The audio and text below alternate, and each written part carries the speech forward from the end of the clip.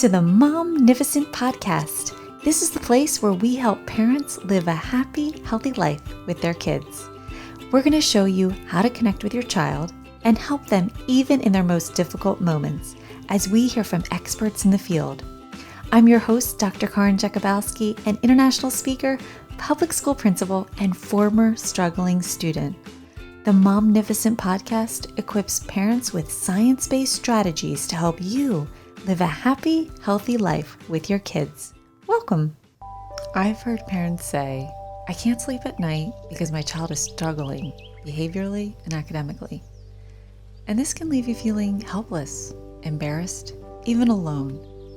I know, because I've been there. Working in schools for over a decade, I've worked with struggling kids in school who had social, sometimes emotional, behavioral, maybe even academic challenges. But here's what I found. Kids want to do well. Kids do well if they can. And when we work together through a proven process, we can identify skills they need to be taught, and we can identify what problem is and work together using a problem-solving process. I'm telling you, everything starts to change. And I want to work with you over the next 6 weeks. Click on the link to sign up for my new course, Happy Kids, Not Perfect Kids. And together, we are going to work together to help you have a better relationship, better connection, and really truly help your kid when they're struggling in their most difficult moments. I hope you'll consider joining me. The course starts October 12th. Hope to see you there. Stress and anxiety is something we're all familiar with. But what if some of that was actually inherited? Today's guest, Dr. Valerie Rein, has used the science of epigenetics to discover how stress and trauma from previous generations is actually affecting us today. Her new book, Patriarchy Stress Disorder, The Invisible Inner Barrier to Women's Happiness and Fulfillment, looks at the research behind this reality and provides tools for identifying and managing intergenerational stress. Today, she's here to talk about how this works in our lives and how we can identify and overcome it. Dr. Rein, welcome to Momnificent. It's my pleasure to be here. Thank you so much for this generous introduction, Karen. You first start out by telling us what patriarchy stress disorder is. That might be a new term. I knew it was a new term for me when I heard it. Can you help our listeners understand and kind of break that down into our layman's terms? Absolutely. Well, women have been oppressed for thousands of years. Oppression is traumatic, and trauma, as we know from epigenetics, trauma is genetically transmitted. So, patriarchy stress disorder is this genetically transmitted, inherited, intergenerational collective trauma that resides in our subconscious, that expresses in so many ways for women today. And I'm excited to dive into these ways and what we can do about that. And how did you discover it? Like, how did you come to this place today? What started you writing this book or your whole research into this area for you? Absolutely. Well, I ever since I was a little girl, I think my life was defined by the question, what's wrong with me? It's just that all these messages that I was getting, no matter how hard I was trying to do everything right, I kept getting the messages. Oh, well, don't laugh so loud. People don't like that. Or don't act so smart. No one would want to date or marry you. And feeling always under the microscope in terms of my appearance and what was okay, what was not okay. You want to be sexy, but not too sexy. You want to be serious, but not too serious. And I just was really trying to figure out why I just couldn't get it right. So what's wrong with me was my defining question. And it led me to study psychology. And after 2 graduate degrees, I was living a life that I worked very hard for. And I was very happy to be in the place of having my thriving private practice in New York, having a family, a home, and I thought I had everything I ever wanted. And one day I was on the phone with a client when I lost sensation in the left side of my face and body, and I ended up in the ER with symptoms of a stroke. And thankfully, after scanning me up and down for many hours, they gave me the official diagnosis of just stress, which really was surprising because I did not feel stressed. I felt exactly the same way I felt pretty much my entire life. And that got me wondering, well, how come? Right? How come I was carrying the levels of stress that shut down the left side of my body and I was not even aware of that? And what was also very disturbing was that underneath that stress, as I was lying on the hospital gurney, I could really feel the presence of that question: what's wrong with me? It was alive and well, despite all my accomplishments, despite years in therapy, despite having read every self help book I could get my hands on. And here I was. I was seeing clients, and my clients were getting better. And by better, I mean they were leaping into the fullness of their lives. They were resolving those places where they felt constricted and inauthentic. And I began to wonder what I was doing for them that I wasn't doing for me. And the answer was that with all of my clients, I was using mind body trauma healing tools, even though most of them would have never identified as having had any trauma because they had normal childhoods, normal lives. Yet all of them were showing this telltale symptom of trauma, which was disconnection from parts of themselves, parts of their bodies, parts of their desires, their authentic lives. And for me, that disconnection had to really shout loudly for me to get it that, yes, I too had trauma. And then the question became, what kind of trauma could we carry without realizing it? And that was the moment that connected the dots for me. The dots being women's oppression for thousands of years, trauma being genetically transmitted. And here we were, successful, high achieving women checking the boxes of things we worked so hard for, and yet not feeling fully free, happy, fulfilled, and at ease, comfortable in our own skin, and working so hard to get out of that hamster wheel of both achievement and personal development, and still feeling stuck. And all of a sudden it all made sense. All of a sudden I had the answer to the question, what's wrong with me? And the answer was nothing. There's nothing wrong with me. There's nothing wrong with any of the women I knew or worked with as clients. There was nothing to fix, but there was something to heal. And that awareness of that something to heal and having the tools to heal it became the game changer. Oh my gosh, that's so beautiful. The things that you're saying, authentic voice, being at ease, being comfortable in your own skin, just listening to that is like, yes, yes. How can we help our fellow, women and sisters to really experience that and know that it can be, right? Maybe sometimes people might live behind that facade. And I just want to focus on authentic voice just for a minute.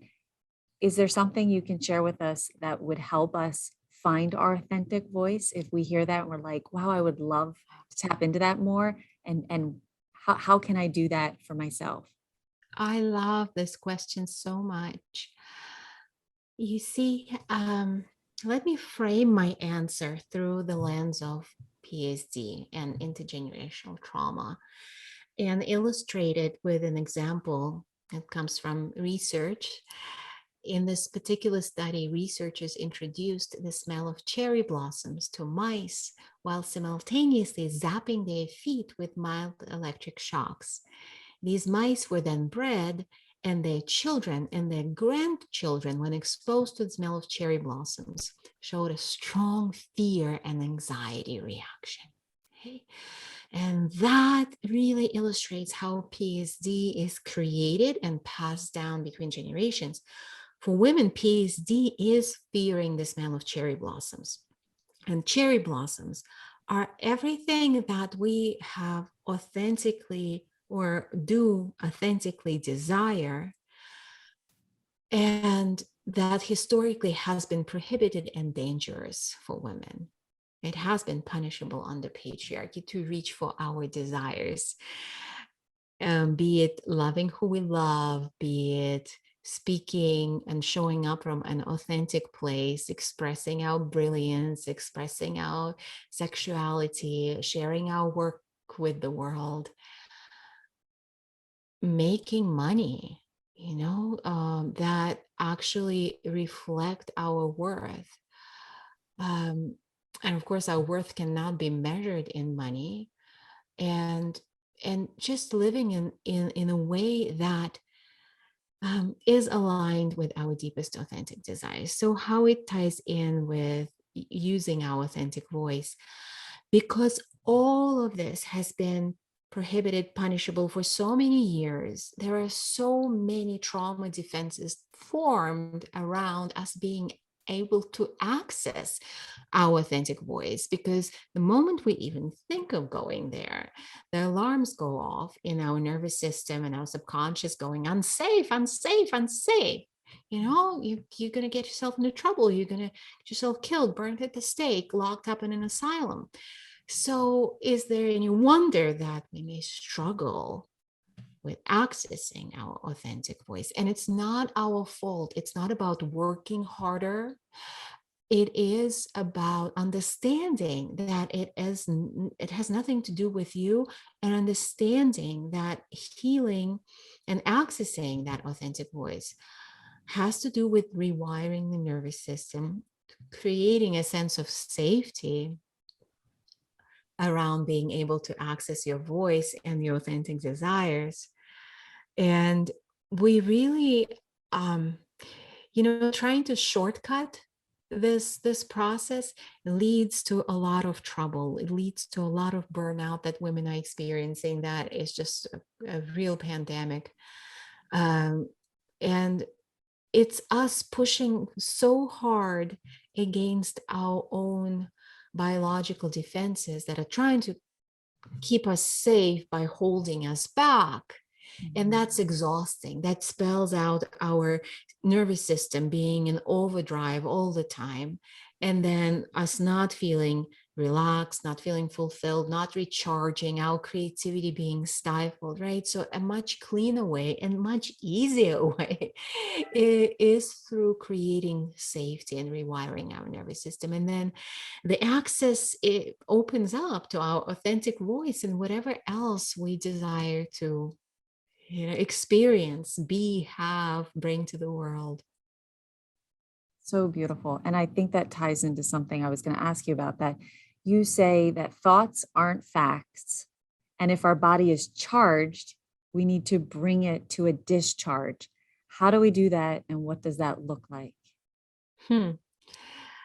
Well, so thoughts are not facts was a very revolutionary idea that I first learned going through a mindfulness-based cognitive therapy course, which is a modality, like healing modality, that brings together, one of the modalities that I've studied and experienced, that brings together the mind and the body. And it was so revolutionary for me because habitually I just identified with my thoughts, right? If I think that, therefore it must have some real, grounding.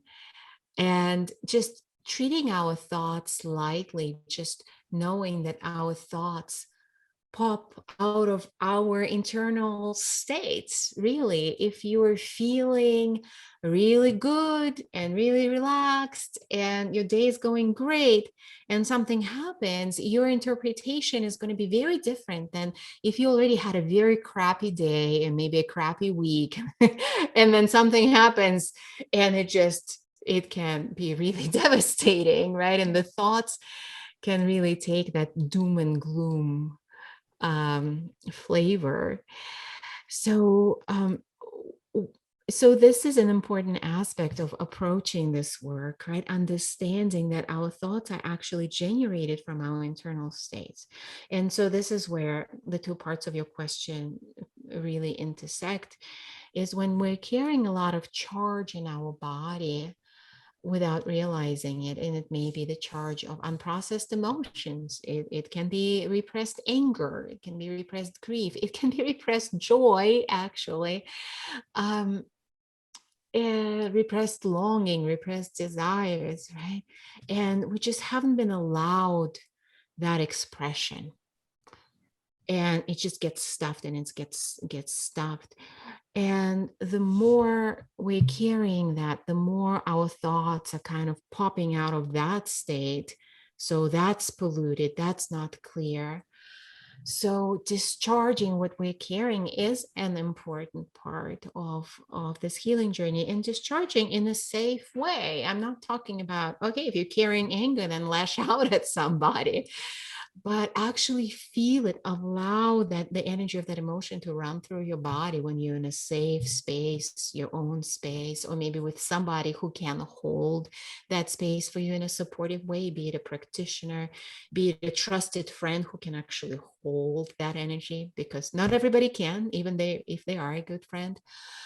And that creates the magic of all of a sudden there is a lot more clarity. We're a lot more in touch with our true feelings, emotions, thoughts in the moment, that are not polluted by something that we've been carrying for a long time. And a lot of it is not even ours. We just pick that up from other people, right? And we're carrying it. It's one of the jobs patriarchy has really entrusted women with, is emotional labor, which is keep carrying people's emotions.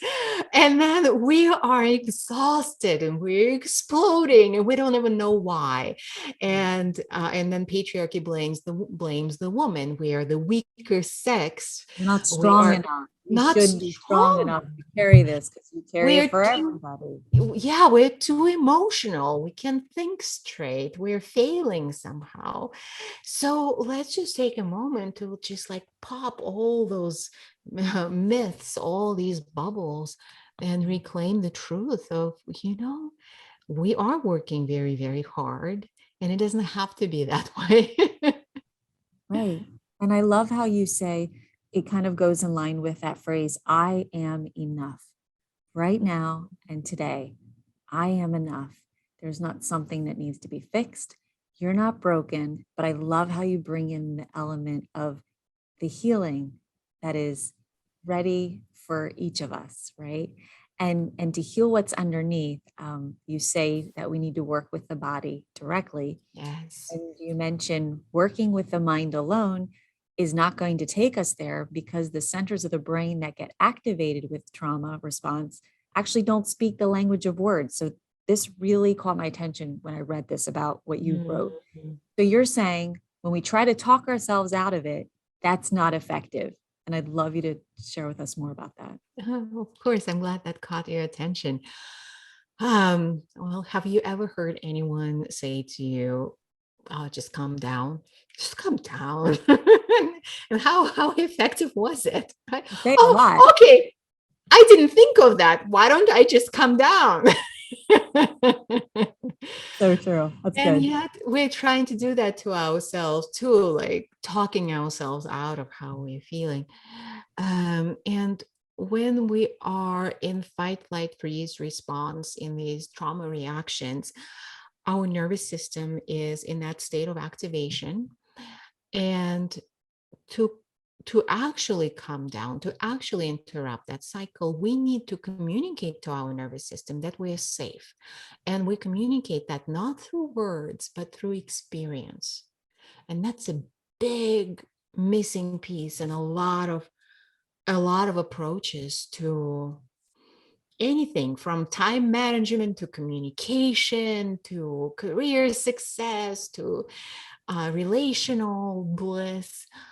Um, so that is a very important moment of empowerment when you realize, oh, wait, I am in a state of activation. I am in a fight, flight, freeze. And realizing that you reach for a tool to create more safety. And there are a bunch of tools that we can reach for. I share a few in the book. I share a few on my website that you can download, drvalerie.com/book. One of the things we teach our students, our thrivers, we call them in our programs, once we begin to unpack how our own systems experience fight, flight, freeze, what creates that, and also what creates safety for us. It is individual for everyone. So what we encourage them to do is create their own personal safety list. Maybe your system really responds to touching something soft, right? Maybe like it's your like security blanket, literally. Maybe your nervous system really responds to a smell of a particular essential oil. Maybe your system really responds well to rocking. Children do it instinctively. They rock themselves to come down. And some simple tools that are pretty universal. I mean, unless you have a personal aversion to that, and that is self-touch. You touch yourself skin to skin, and what that creates is it actually promotes oxytocin release, which is a woman's superpower. It's in our natural chemistry, oxytocin promotes bonding, sense of security, sense of relaxation, well-being. So that's always with you. That's always available to you.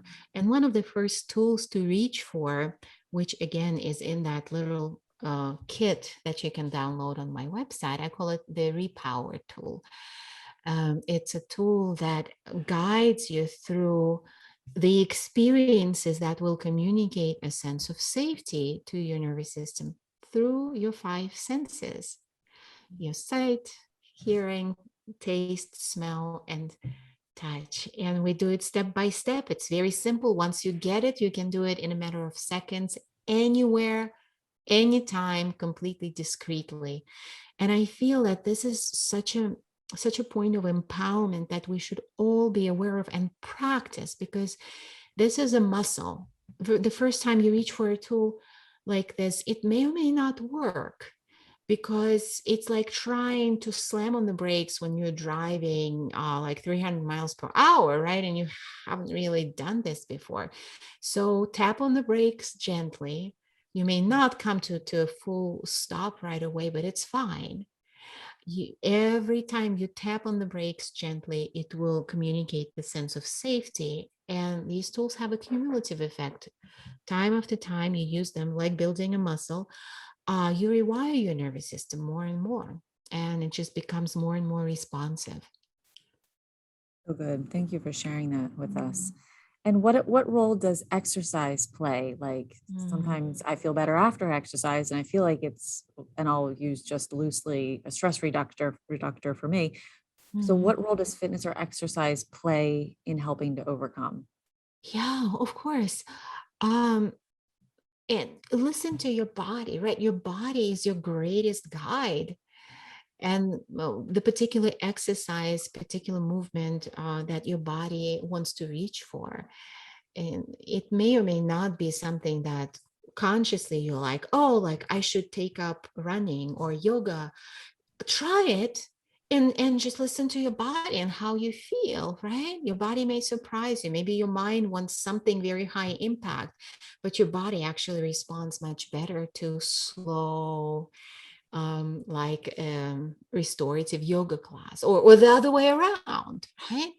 Or it may vary day to day. So movement is definitely awesome, and particularly movement that is in where you are in touch with your body.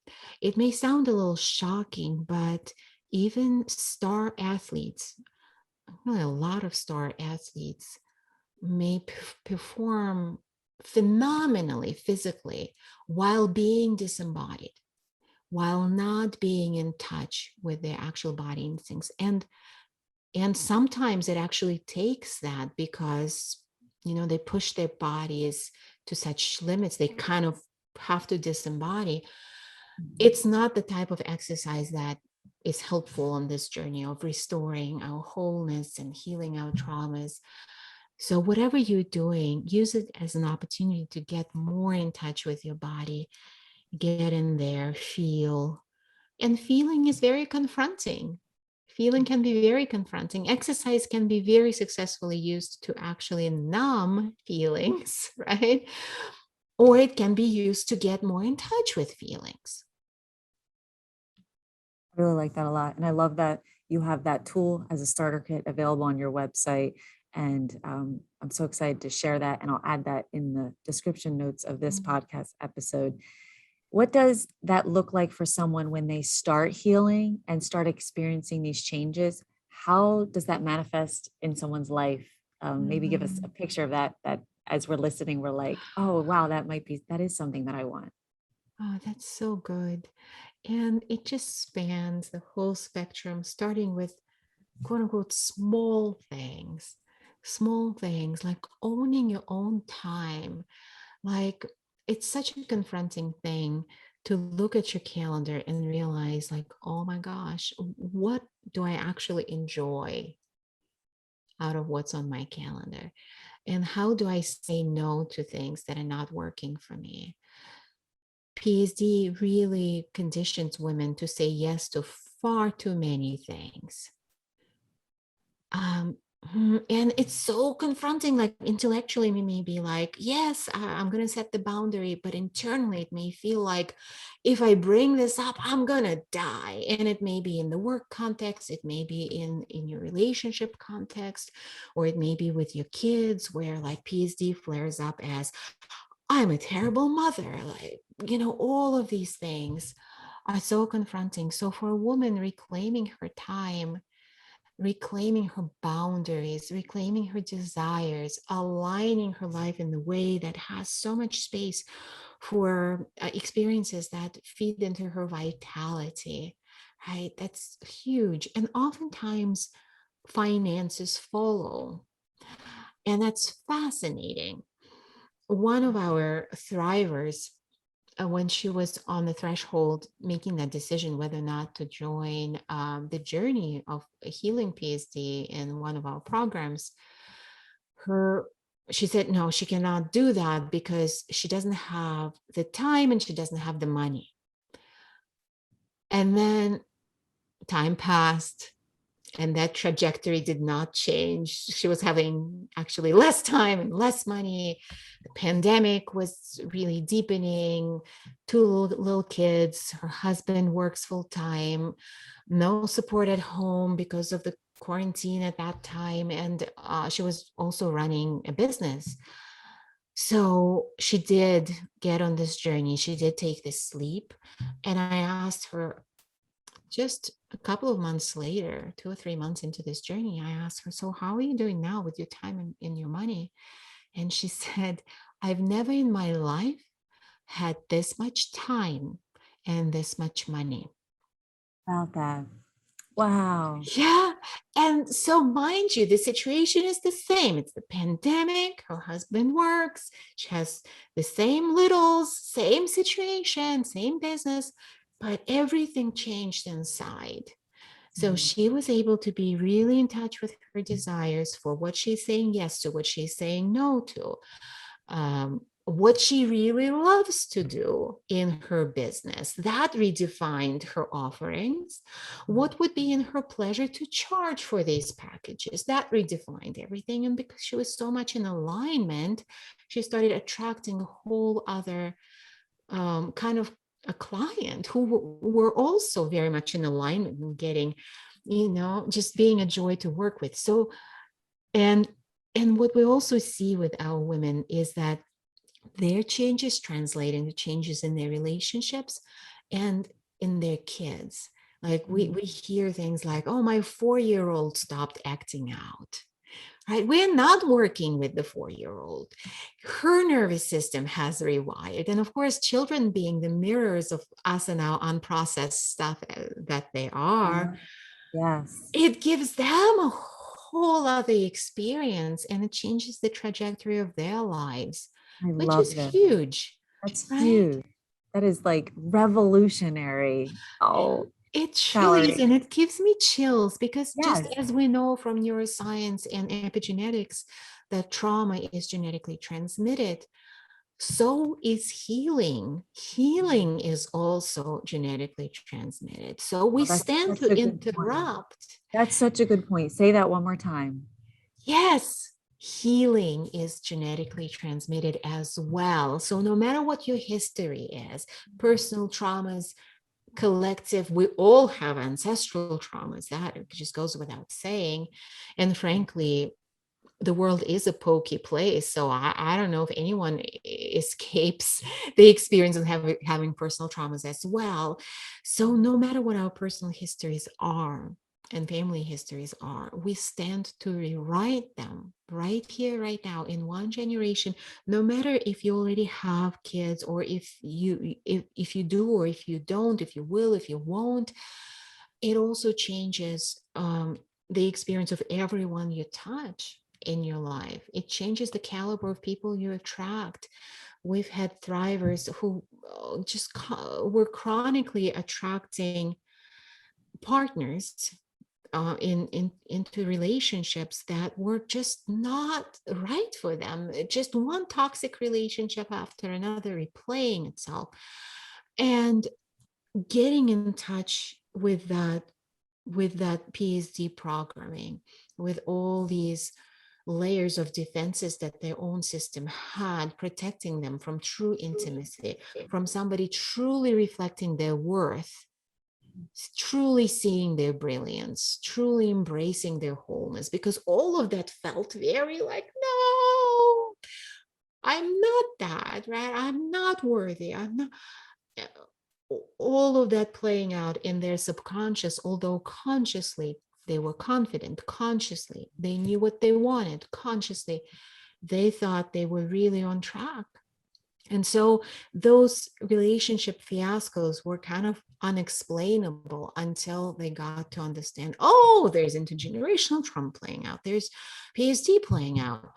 And then it changed the people they attract into their lives, both as partners, as friends, as colleagues. They changed their work environments, where they completely transformed their businesses.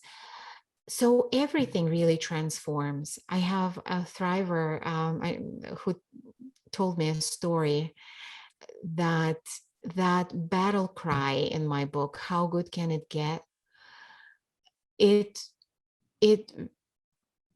before reading the book, she said she would have never identified as having had trauma or being in survival. But when reading the book, it was just, it was like a bucket of ice cold water. I was like, oh my gosh, I realized I was in survival. Here I was living a successful life, 7-figure business, a strong team, doing what she loves, beautiful children. But she also realized that she was holding back in certain areas. Like she could not open her heart to love, and she was holding back in her profession as well. And after she got on this healing journey, now she attracted a partner who was actually in her life already, but she didn't see him. She did not see him. And that's what trauma defenses do. They make sure that we don't even register opportunities in our lives because they feel so profoundly unsafe. So that happened. Her business expanded, and now she starts every meeting in on her team. She writes on the whiteboard, how good can it get? So that everyone is guided by that principle in how they show up. And it has ripple effects, right? This work is not only life-changing, it truly is world-changing. What if we shift from how much can I bear as our daily experience to how good can it get? Wow. What's possible then? And I love how you frame it as rewriting your story. Why don't you rewrite your own history? This is so powerful. And what does that, hold on, sorry. I believe that if you were to talk to your younger self, what is one thing you would leave our listeners with as we just stepped into your world of what you would say to your younger self that you wish someone today at your age would have told yourself when you were younger, and leave our listeners with this last thing? Absolutely. There is nothing wrong with you.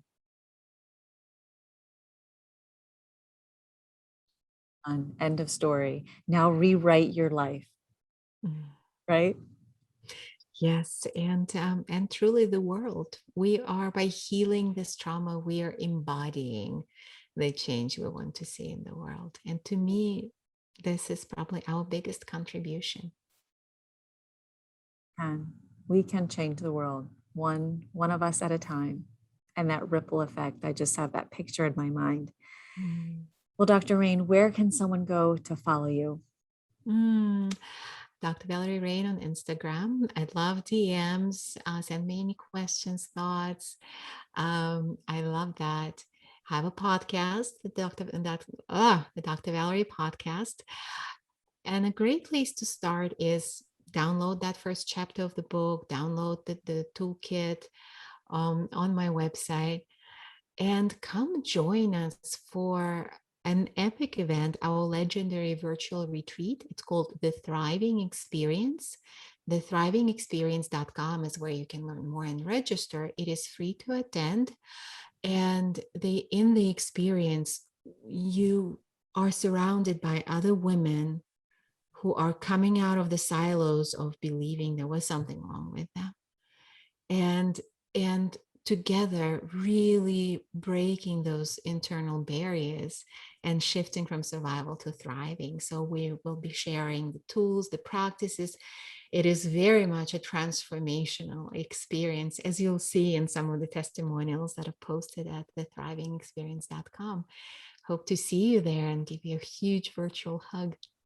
Thank you so much. And I'm going to challenge myself this week to go into your toolbox and try one thing and just take those baby steps. It could just start with one simple step. And I just treasure the words you left us with, that there is nothing wrong with you. You are enough. And I love ending with that. Thank you so much for joining me today. Thank you for having me.